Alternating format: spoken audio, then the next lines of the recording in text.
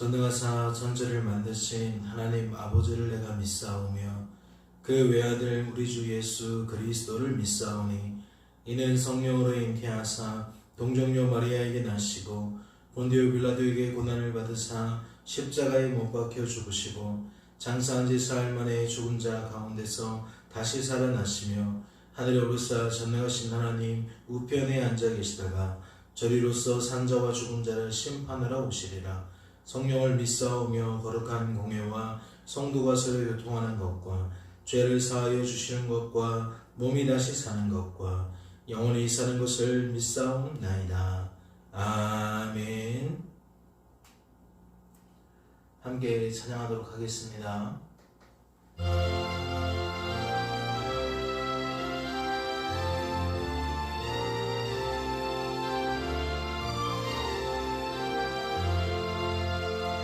피난처 있으리 환난을 당한 자 이리 오라.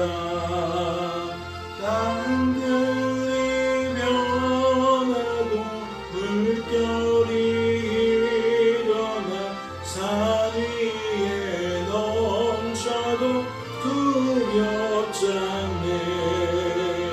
이방이 떠들고 나라들 모여서 진동하나 우리 주 목소리 한 번만 바라면 천하의 모든 것 묻겠네. 만유주 하나님 우리를 도우니 피난처요. 세상의 난리를 그치게 하시니 세상의 잔금이 쓸데없네. 마옵으신 하나님 구하니 할렐루야. 몸이 심하고 환난이 극하나 피난처 되시는 주 하나님.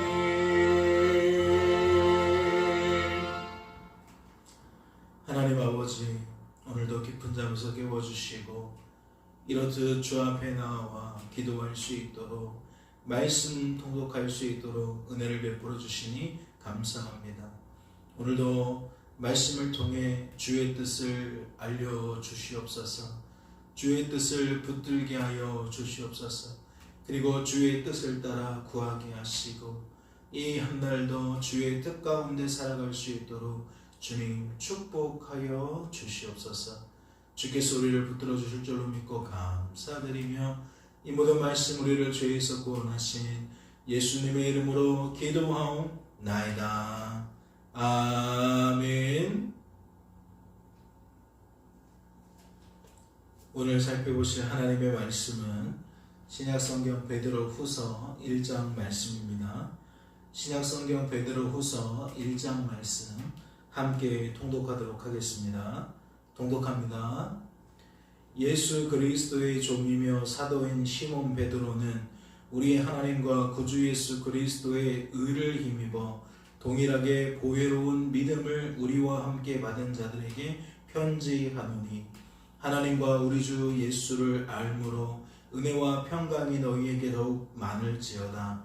그의 신기한 능력으로 생명과 경건에 속한 모든 것을 우리에게 주셨으니 이는 자기의 영광과 덕으로서 우리를 부르신 이를 알므로 말미암음이라. 이로써 그 보배롭고 지극히 큰 약속을 우리에게 주사 이 약속으로 말미암아 너희를 정욕 때문에 세상에서 썩어질 것을 피하여 신성한 성품에 참여하는 자가 되게 하려 하셨느니라. 그러므로 너희가 더욱 힘써 너희 믿음의 덕을, 덕의 지식을, 지식의 절제를, 절제의 인내를, 인내의 경건을, 경건의 형제 우애를, 형제 우애의 사랑을 더하라. 이런 것이 너희에게 있어 흡족한즉 너희로 우리 주 예수 그리스도를 알기에 게으르지 않고 열매 없는 자가 되지 않게 하려니와 이런 것이 없는 자는 맹인이라 멀리 보지 못하고 그의 옛 죄가 깨끗하게 된 것을 잊었느니라. 그러므로 형제들아 더욱 힘써 너희 부르심과 택하심을 굳게 하라. 너희가 이것을 행한즉 언제든지 실족하지 아니하리라. 이같이 하면 우리 주 곧 구주 예수 그리스도의 영원한 나라에 들어감을 넉넉히 너희에게 주시리라. 그러므로 너희가 이것을 알고 이미 있는 진리에 서 있으나 내가 항상 너희에게 생각나게 하려 하노라.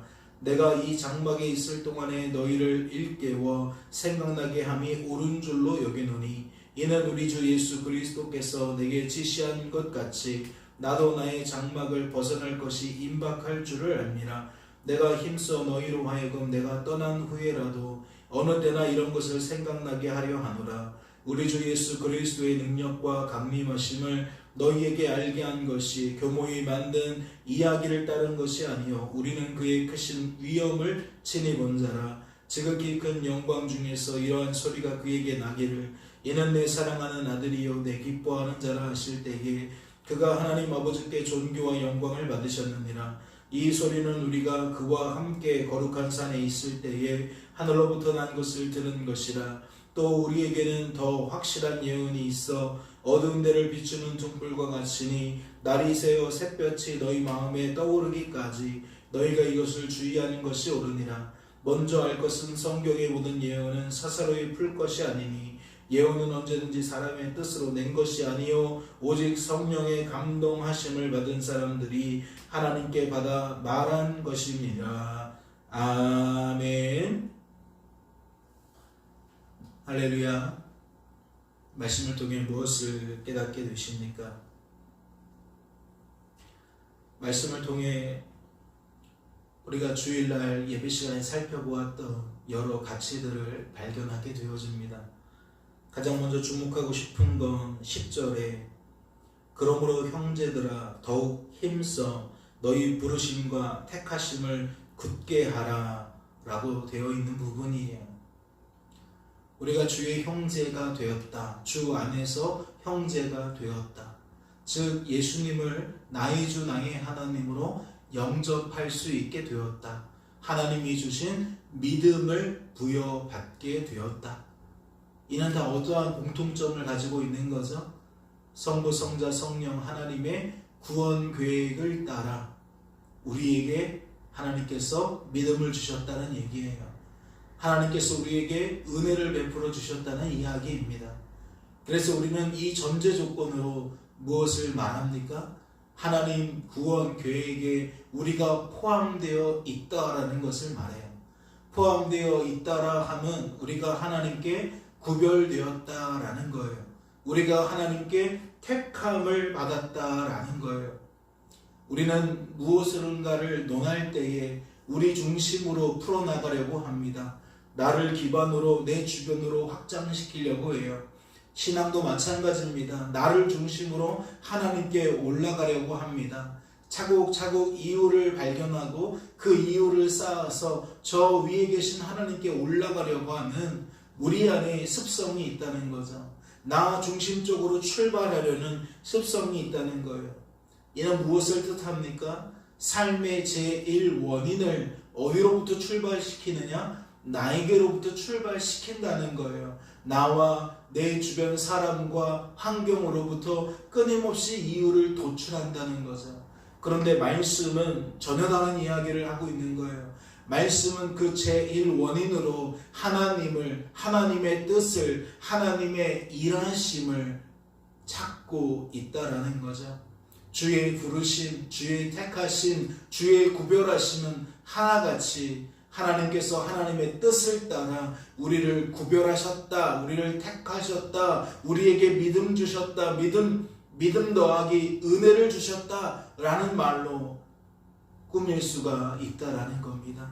그것을 오늘 잘 드러나주고 있어요. 너희 부르심과 택하심을 굳게 하라. 어쩌면 이 말은 우리에게 다양한 언어로 해석될 수 있을지 몰라요. 그러나 그 중심 뼈대에는 무엇이 있는 거예요? 하나님만 하나님이신 것을 인정하라. 내 인생의 주관자와 구원자는 오직 하나님이신 것을 인정하라. 내 삶을 통치하고 내 삶을 다스리는 것은 하나님이시다라는 것을 인정하라.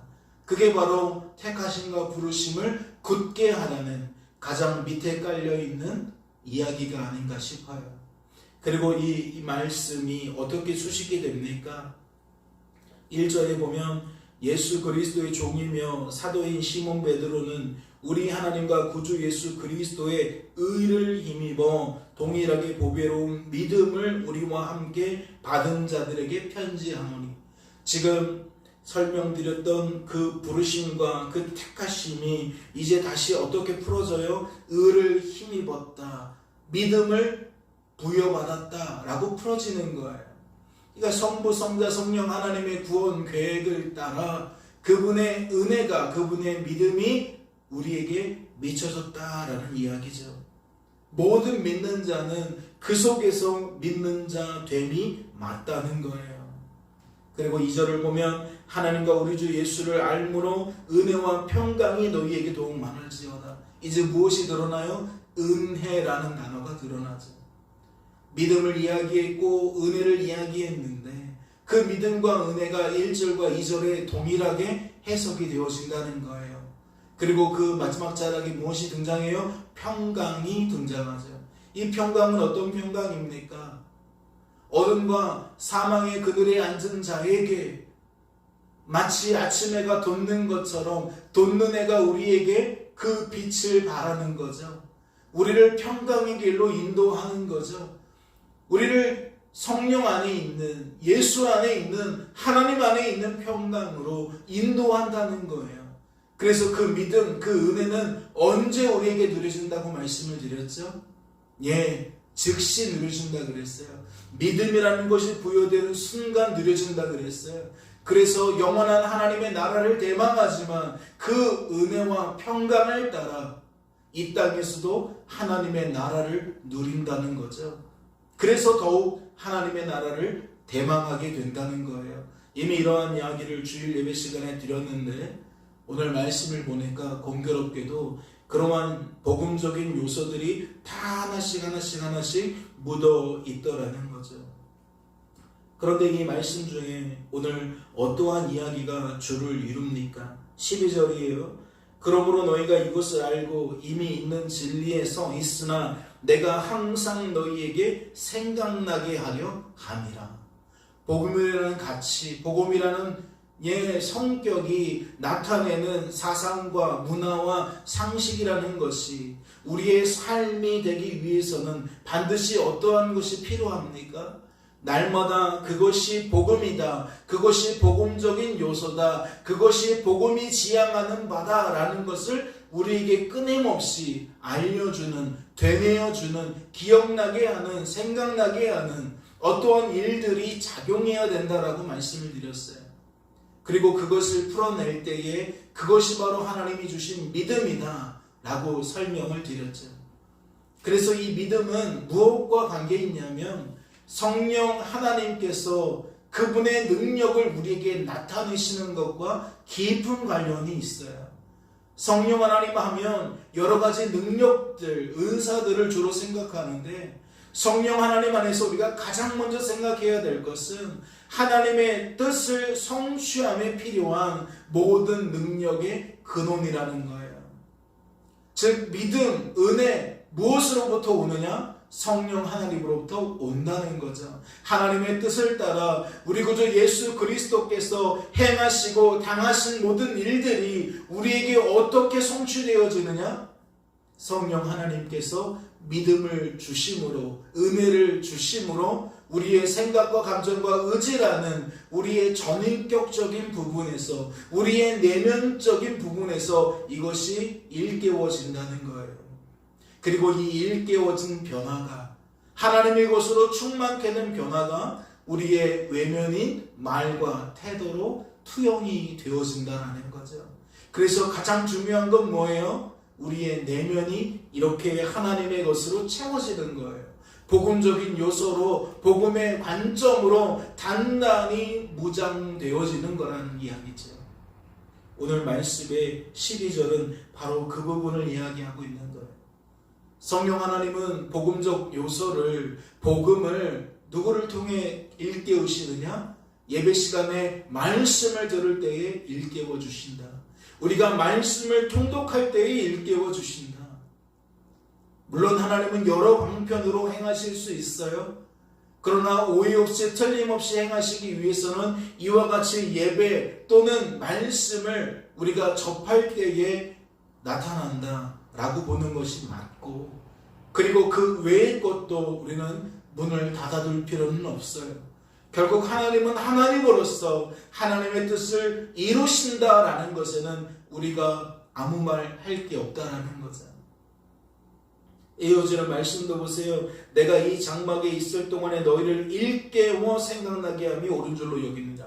뭐라고 표현되었어요? 일깨워 생각나게 한다라고 되어 있어요. 죽어있는 믿음, 잠자는 믿음을 말할 때에 살아있는 믿음으로의 전환과 일깨워지는 영성에 대하여 설명을 드렸죠. 바로 이 부분이에요. 성령 하나님께서 행하시는 일들이 무엇이냐? 우리에게 생각나게 하시는 분이다. 우리를 일깨우시는 분이시다. 그리고 이어서 보면 이는 우리 주 예수 그리스도께서 내게 지시한 것 같이 나도 나의 장막을 벗어날 것이 임박할 줄을 알미라. 내가 힘써 너희로 하여금 내가 떠난 후에라도 어느 때나 이런 것을 생각나게 하려 하노라. 그러니까 모든 주의 종은, 하나님이 쓰시는 일꾼들은 어떠한 갈망이 있어요? 항상 우리들이 하나님을 생각하고자 하는, 예수 그리스도께서 행하시고 당하신 일들이 무엇인지, 우리 안에서 어떠한 작용이 있는지, 우리의 삶에, 우리의 전 인생관의 세계관에 어떠한 변화를 일으키는지 알리고 싶은 열망이 있는 거예요. 그래서 그들은 씨를 때를 가리지 않고 말씀을 논하죠. 복음을 논합니다. 그리고 그 복음을 확장시키기를 바라요. 사람들이 그 복음으로 그 생각을 무장하기를 바랍니다. 그 감정과 의지가 복음에 반하는 것이 아니라 복음에 합하는 것으로 작용하기를 바란다라는 거죠. 오늘날 이 시대를 일컬어 복음에 반하는 사상과 문화와 상식의 난립이다 라고 표현할 수 있지 않을까요? 그리고 심지어 교회와 성도들이 그 세상의 사상과 문화와 상식에 동화되어지고 있다라고 설명할 수 있지 않을까요? 그 가치를 마치 성경의 가치인 줄 알고 우리가 그것을 지향하고 따라가고 있는 것은 아니냐라는 겁니다. 성경이 말하는 최고의 가치는 하나님이십니다. 하나님이 행하시고 하나님이 당하신 일들, 그러한 일들 속에서 나라는 존재를 발견하고 우리가 더욱 하나님만 바라보며 그분을 의존하며 범사에 그분께 영광 올려드리는 삶이 말씀을 통해 하나님이 지향하는 인간됨이라는 거죠. 오늘 우리는 한날을 지낼 때에 어떠한 모습으로 살게 되어질지 모르겠어요. 우리는 우리의 마음을 어떻게 가꾸어 갈지 모르겠습니다. 만약 우리가 우리의 죄된 본성을 따라간다면 우리는 아마 하나님께 반하는, 하나님을 대적하는 원수의 삶을 살게 될 것입니다. 그러니 무엇을 청해야 합니까? 하나님께 믿음을 청해야 합니다. 은혜를 청해야 합니다.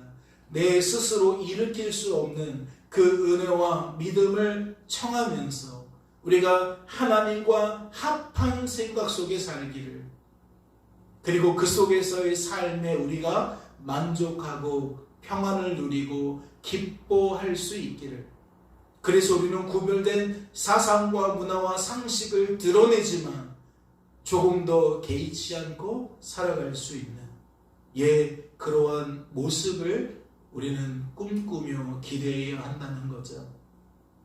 이는 실현 불가한 것이 아닙니다. 하나님 안에, 믿음 안에 있는, 은혜 안에 있는 모든 선진들이 그와 같은 삶을 살아내었습니다. 그 남은 자 신앙이 오늘도 여전한 줄로 압니다. 점점 죄악에 관용한 세상이 되어진다 할지라도 택함받은 주의 자녀들은 여전히 남은 자 되어 구별된 삶을 살아가게 될 거라는 거죠. 그리고 그 일을 행할 수 있도록 누가 역사해요? 우리 안에 계신 성령 하나님이 역사해요. 그 표현을 오늘 우리는 마지막으로 19절에서 다시 한번 확인할 수 있습니다. 또 우리에게는 더 확실한 예언이 있어 어두운 데를 비추는 등불과 같으니 날이 새어 샛볕이 너희 마음에 떠오르기까지 너희가 이것을 주의하는 것이 옳으니라. 말씀은 예수님이 우리에게 빛을 비추사 깨우신다는 표현이 있고, 말씀은 또한 성령 하나님이 그 일을 행하신다라는 표현도 있어요. 그러니까 성도 하나님의 뜻을 따라 성자 하나님께서 행하신 일을 가지고 성령 하나님께서 우리에게 작용하시는 것으로 생각할 수 있다는 거죠. 그러니 거듭해서 말씀을 드립니다. 이 말씀에 부합하는 삶이 이루어질 수 있도록 기도하세요. 기도하시며 은혜를 구하시고 믿음을 구하세요. 내 열정, 내 힘이 아니라 하나님의 뜻이, 하나님의 열정이, 하나님의 열심이 나의 삶을 가꾸어 달라고, 그리고 나의 삶이 가꾸어질 때에 내 입에서 복음이 외쳐지게 해달라고, 나의 삶 자체가 복음이 되게 해달라고, 그래서 필요한 곳에 옮겨주시고 그 필요한 것에 그 복음의 능력이 무엇인지 나를 통하여 나타내달라고, 그래서 또한 택함받은 주의 자녀들이 일깨워지는 은혜를 허락하여 달라고, 성도로 세워지는 은혜, 성도다워지는 은혜가 내 안에서 먼저 창출되고 나로 말미암아 흘러가게 해달라고, 그렇게 기도하며 하루를 시작하는 저와 여러분 될 수 있기를 주님의 이름으로 소망합니다. 잠시 기도합니다. 하나님 아버지 감사합니다. 오늘도 우리를 사랑하셔서 이같이 부르시고 하나님 편에 서서 말씀의 귀를 기울이며 하나님의 뜻을 구하게 하시니 참으로 감사합니다. 복음이 무엇입니까? 육적인 가치로서의 복음이 항상 우리에게 우선할 때가 있습니다. 그러나 주님, 복음은 영적인 것인 줄로 압니다. 육적인 것을 통해 영적인 것을 바라볼 수 있어야 참다운 복음의 가치를 깨닫게 되는 줄로 압니다. 죄의 문제를 보게 하여 주시옵소서. 영적인 하나님 나라를 보게 하여 주시옵소서. 영원한 하나님의 평강을 이 땅에서도 누려갈 수 있게 도와주시옵소서. 이 한날도 주께서 우리를 통치하시고 구원하여 주실 줄로 믿고 감사드리며 이 모든 말씀 우리를 죄에서 구원하실 예수님의 이름으로 기도하옵나이다. 아멘. 하늘에 계신 우리 아버지여, 이름이 거룩히 여김을 받으시오며 나라의 마옵시며 뜻이 하늘에서 이룬 것 같이 땅에서도 이루어지이다. 오늘날 우리에게 일용할 양식을 주옵시고 우리가 우리에게 죄 지은 자를 사하여 준 것 같이 우리의 죄를 사하여 주옵시고 우리를 시험에 들게 하지 마옵시고 다만 악에서 구하옵소서. 대개 나라와 권세와 영광이 아버지께 영원히 있사옵나이다. 아멘.